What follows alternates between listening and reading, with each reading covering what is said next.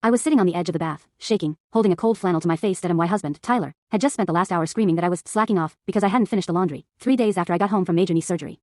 I could barely hobble to the kitchen, let alone lug a basket of wet towels up from the cellar, but to Tyler? I was just being theatrical that he told me his parents were coming over for a celebratory tea, and if the house wasn't spotless, I'd be sleeping on the sofa. Then, the doorbell went. His parents, Barb and Ray, walked in with a massive pile of fish and chips and a bunch of flowers. Tyler immediately changed his tune. He put on that fake charming smile and said, "All right, folks. Sorry about the state of the place. Sarah's been feeling a bit bone idle today, so the house is a bit of a shambles." I froze. I felt the heat crawl up my neck, but Barb?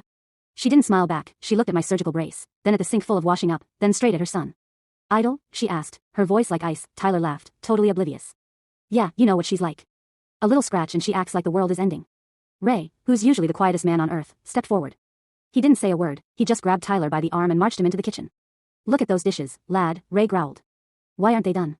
Tyler stuttered. "Well, I had a long day at the office." Barb walked over to me, tucked a loose hair behind my ear, and whispered, "Pack a small bag, love. You're coming home with us." Then, she turned to Tyler and unleashed. She told him he was an absolute disgrace to their name. She told him that if he couldn't cherish his wife while she was broken, he didn't deserve her when she was whole. Ray handed Tyler his car keys and pointed to the door. "Get to a hotel, Tyler. Or sleep in the spare room at work. But you aren't staying here tonight."